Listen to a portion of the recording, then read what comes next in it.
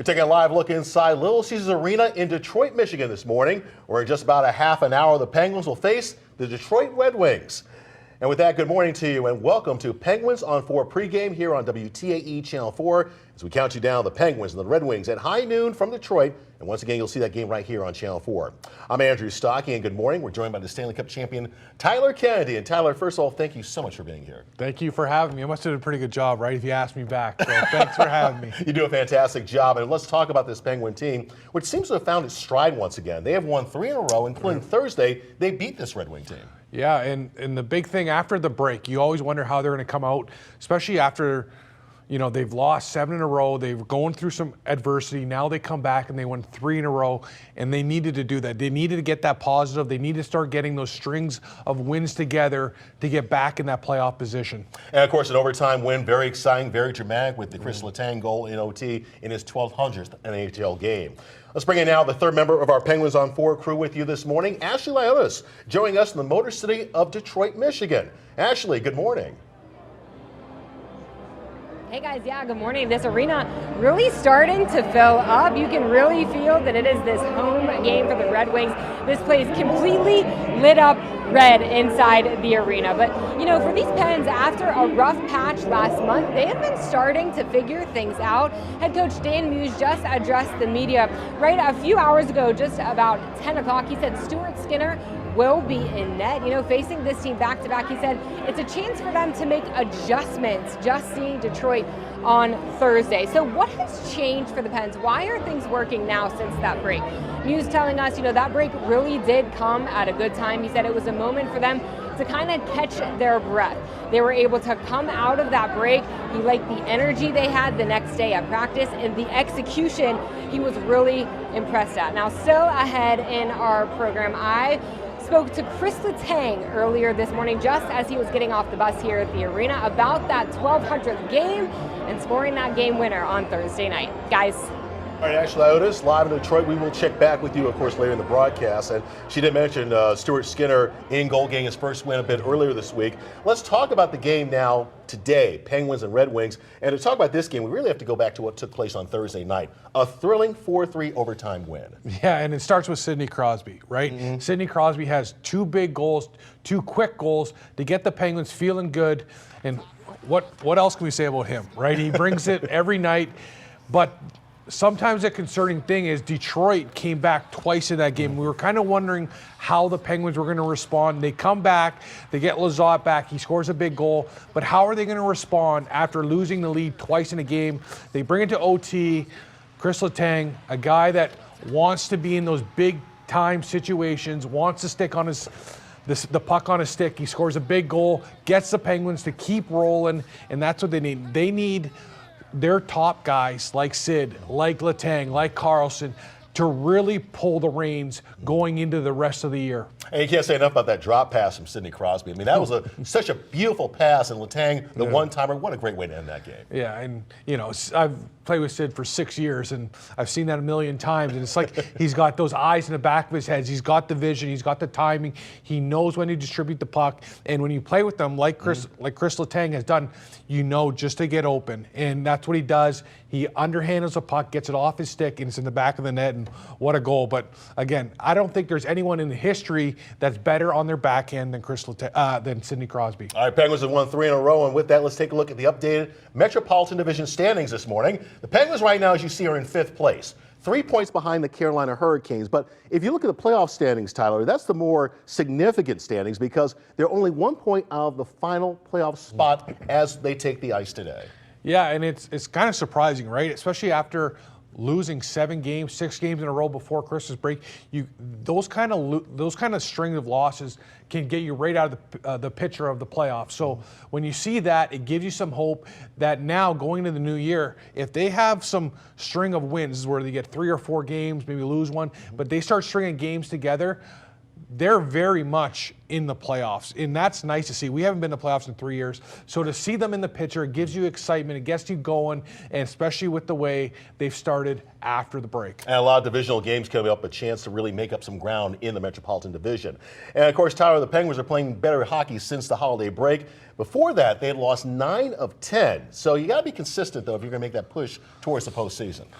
Yeah, and that's huge, right? And I think the break really helped them. I think always with the break, the Penguins always seem to like a break from their older guys. I'm not sure if they get rested or they can turn the page, but when you think of the playoffs and you think of what makes the playoffs and what gets you out of the playoffs is being able to stop losing streaks and getting on winning streaks. You got to string a couple wins together. You got to get the momentum, and that's coming down to learning how to win different ways. Is it, getting your power play going, staying out of the box, playing a more physical game?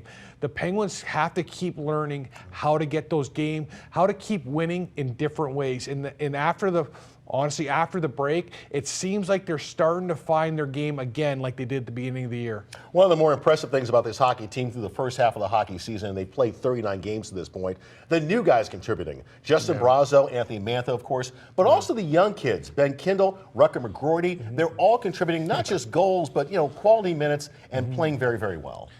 Yeah, and if you would have told me literally in the summer those guys would have 10 plus goals each, I would have fell off this chair. But that's what you needed. You needed guys coming in and producing, and you needed that next generation to get an opportunity, right? And years before, they never really had the opportunity. Mike Sullivan, it always kind of throw out the same guys every power play, every penalty kill. And when you see a guy like Kindle getting a chance to play on that top PP and producing, that's a good feeling because you need depth. You need depth to get into playoffs. You need depth moving forward because we all know Sidney Crosby, Evgeny Malkin, and that group, that core group, are not getting any younger. So you need those young guys to take a big step this year. But to take a big step, you need them to have an opportunity. And that's what Dan Muse has done. He's give the young guys an opportunity to step up and produce. And it's funny you mentioned Dan Muse because we are just getting started here on Penguins on 4 pregame. Coming up next, my one-on-one interview with Pittsburgh's new bench boss.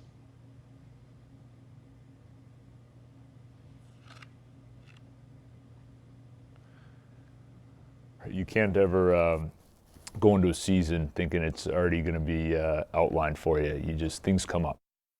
Coming up next, one-on-one with Dan Muse. The new head coach reflects on the highs and lows of the first half of his first season with the Pittsburgh Penguins.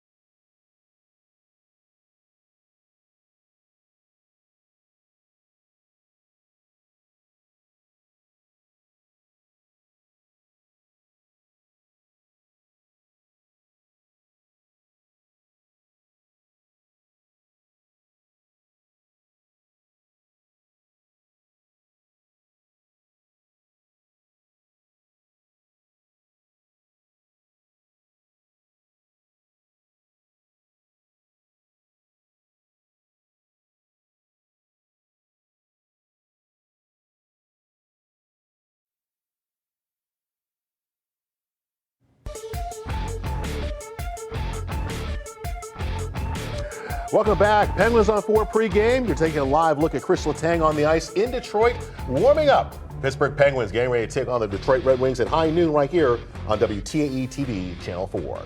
Andrew Stockey and Tyler Kennedy back with you right now. And back in June, before he hosted his first ever training camp, I went one-on-one with the Penguins rookie head coach, Dan Muse. Now, this past week, we were able to reconnect, and we started our conversation with a look back at his first 38 games as the Penguins head coach. The way the season began, you got off to a great start. I think had the third best record in the NHL. People were talking about you as the best story of this team in the National Hockey League. Then you went through that stretch where it was tough to hold a lead, losing games in overtime and shootouts. How did you handle those two different series of segments of the season? Yeah, I think it goes back to what I was just saying. Like you can't ever go into a season thinking it's already going to be outlined for you. Things come up, and so I think as things go, you look to address them. I think the start of the year, obviously, in the first month, just with the record being what it was, and getting off to that type of a start was something that obviously we were excited about, but you have to know that during the course of a year, different things will pop up, and you just got to be ready for anything. I think the break came at a good time, and I think, coming out of it, those first couple of games, that we've played thus far, I'm happy with the way that we're playing, and, kind of getting back to the way that we want to play the game. You working with the big three, Chris Letang, Evgeny Malkin, and Sidney Crosby. What has that relationship been like over the course of the first half of the season? Yeah, I think it's been great getting an opportunity to work together with them. There's a reason they've been doing what they've been doing for so long, and you really see that when you get to know them as people, and you get to see what their day-to-day looks like, and you just see that preparation that goes into it, and you see that drive on the ice from all three, the competitiveness of all three of those players. When you see it on a daily basis, it's no surprise that they've been doing it for so long and at such a high level. Are you running out of adjectives to describe Sidney Crosby after it's a milestone, it's a record, it's just a goal. Everything he does, is it hard to talk about and come up with new ways to describe what he's doing on the ice? Yeah, it can be, because it's amazing, and it is, it seems like, we went through some parts of the year. I feel like it's every few games there, it's a new milestone, or it's passing somebody new, and then obviously a huge one there is in terms of the franchise record. But it goes in, when you see the day-to-day, when you see what goes on behind the scenes, it's not a surprise. Finally, after 38 games, how would you grade yourself in the job you've done? Oh, I think is you going through, halfway. You get to that halfway point of a season. I think you always try to look back and even talk about the break being a good time there for the players. I think it's a good time for everybody to catch your breath, but also to reflect a little bit. I think you go through that first half of the year. There's definitely things that I've learned that I want to make sure that I'm taking with me and continuing to improve. And I think that's whether it's your first year on the job, first year in this position, or I hope I'm thinking the same way when I'm a long time from now as well. You always want to be finding ways to get better. That was my one-on-one with head coach Dan Muse a bit earlier this week, and you've had a chance to see him, obviously, as an analyst, as a former player. What do you think of the job that he's done? I think he's done a pretty good job, especially as his first year. I think he's coming into a team that no one really thought they were going to make playoffs. But what I really like about him is, one, he's come in and he's given young guys opportunity, right? Last year, not too many young guys got over 10 minutes ice. Guys are coming in. He's given young guys opportunities. Another great thing I love about him is he's reined some guys in, like Carlson. Carlson kind of did whatever he wanted last year. Carlson's having one of the best years I've seen him play for the Pittsburgh Penguins, because I feel that Muse has got through to him that he needs to play a team game. And when you hear all the comments and all that stuff, Carlson even says he likes the way Muse explains the drills. Guys have their own voice. He wants to hear what the players have to say. He just doesn't say it and doesn't care what the players say, right? He wants to hear their point of view, and that's big for a coach, especially in NHL. It's a different NHL. Players want to be heard. This guy's done a great job at communicating with the players on the Pittsburgh Penguins, so I think he's done a great job. About 15 minutes, maybe less than 15 minutes before face-off, Penguins on 4 pregame though does continue, and when we come back, Ashley Liotis one-on-one with the star of Thursday night's game. After the game, you guys were able to figure things out after that rough stretch there in December. What exactly needed fixed, and what were you guys able to do to fix it? Chris Letang's answer to Ashley's question when Penguins on 4 pregame rolls on.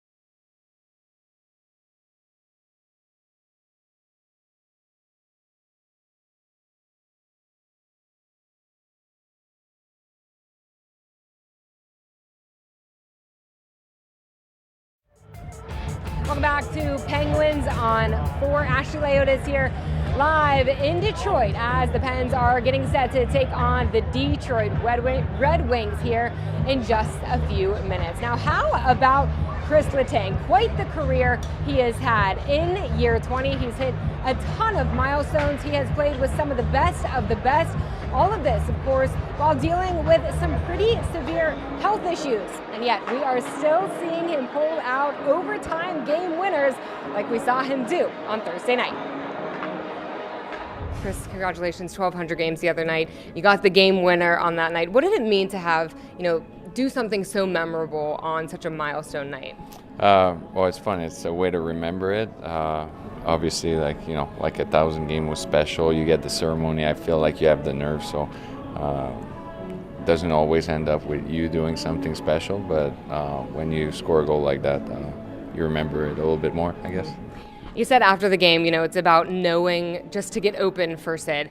How impressive and, what kind of advantage is it to be able to play with him for 20 years at this point? Well, it's a pretty big advantage. Obviously, first you get to know him. You get to know his tendency, what he likes, and obviously he's an elite player, probably in the top 5 of all time. So there's not much you have to do. You just get open and he'll find you. You said after the game you guys were able to figure things out after that rough stretch there in December. What exactly needed fixed, and what were you guys able to do to fix it? I think sometimes when you get in a funk like this, you just want to go back to what you used to do really well and play a little bit more simpler. And I think that's what we've done. And I think consistency and playing 60 minutes is a huge key for us. Mm-hmm. You're going up against Detroit once again. How big of an advantage is it to be able to play someone back-to-back, or do you think it's a disadvantage at all? Well, I think it's good for both teams. They learn from both teams' tendencies and what they do well and what you can explore during the game. So, I think it's a little bit of both. Yeah. Chris, thanks so much. Good luck today. You're welcome. We will see if Tanger and the boys can get it done back-to-back against Detroit here this afternoon. Guys. Ashley Iota is live in Detroit, where you can feel the energy in the building. The Penguins and Red Wings, top of the hour here on 4. Ashley, thank you.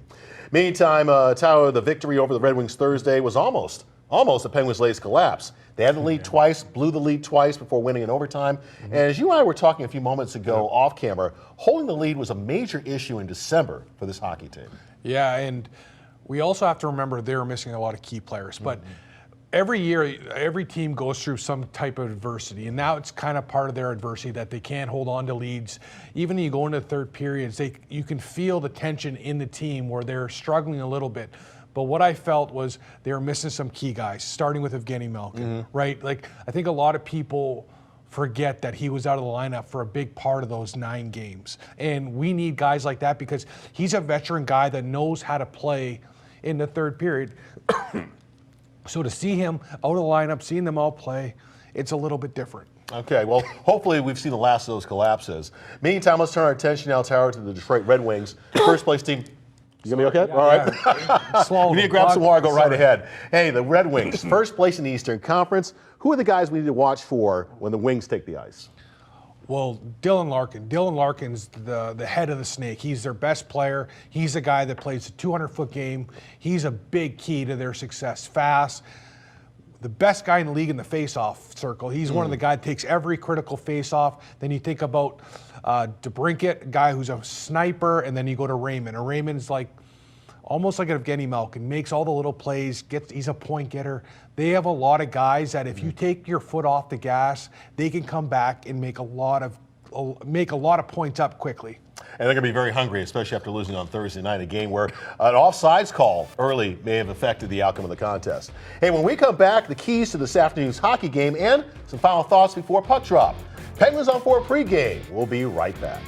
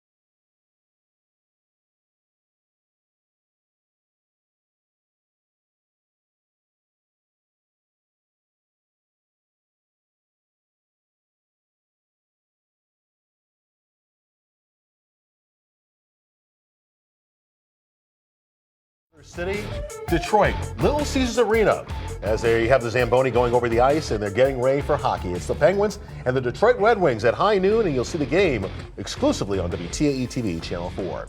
Andrew Stocky and Tyler Candy with you, and time now for your keys to the game, Tyler. Well, my big key tonight is depth scoring. They need guys more than just Sidney Crosby, the top 2 guys scoring goals. They need depth scoring. They need the young guys producing, and then a sense of urgency. we need a sense of urgency right now because they cannot wait till end of February, March to be like, oh my God, we're in a playoff race. That's another big one. And then Chris Letang and Carlson, when they are a positive in the game, when they're a plus in the game, the Penguins usually win. And I always think that the Penguins, we always know Sidney Crosby's going to show up.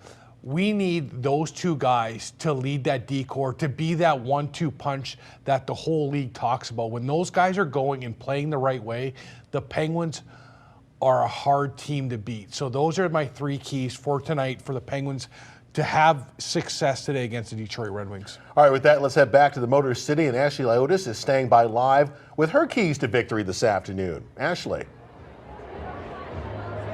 Hey guys, yeah, Chris Letang, no doubt going to be a big one. Let's take a look at my 3 keys to the game. The first one here, they need to lose the penalties. The PK was decent on Thursday. The Pens killed 6 of Detroit's 8 power plays, but that puts a lot of unnecessary pressure on guys. So the easy fix there, just lose the penalties. Second, that first period, getting a fast start is going to be important. The Pens have jumped out to big leads in the first period against Chicago, Carolina, and Detroit last week, which set them up for success. That's going to be an important one today. And finally, Happy New Year. Yes, New Year, fresh start after the break. They are figuring it out and finally playing a full 60 minutes each game right now. Again, they're trying to keep that momentum from Pittsburgh here to Detroit this afternoon. Guys.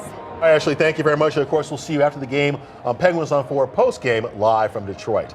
Now back here in the studio, we are getting close to puck drop. Just some final thoughts from you, Tyler. Well, this game's big, right? Mm-hmm. This is where you got to get those 2 points. You got to start stacking up the points. You got to get back into that wild card spot. And it starts with tonight. It starts with today. And again, getting that consistency, learning how to win back-to-back games, winning in a row, because those are the ways you get into the playoffs, and it starts today. All right, Penguins going for 4 straight. And with that, we thank you for joining us for Penguins on 4 pregame. Puck drop next in Detroit on WTAE TV Channel 4. And when the hockey game is over, we ask you to join us, asking you to join us for Penguins on 4 postgame at 3 p.m. as Tyler, Ashley, and yours truly break down today's contest and bring you live interviews from Detroit. Now, that show will be streamed on WTAE.com, the WTAE app, and of course on Very Local as well. Thanks for joining us this morning, and enjoy the hockey game, everybody, on Channel 4.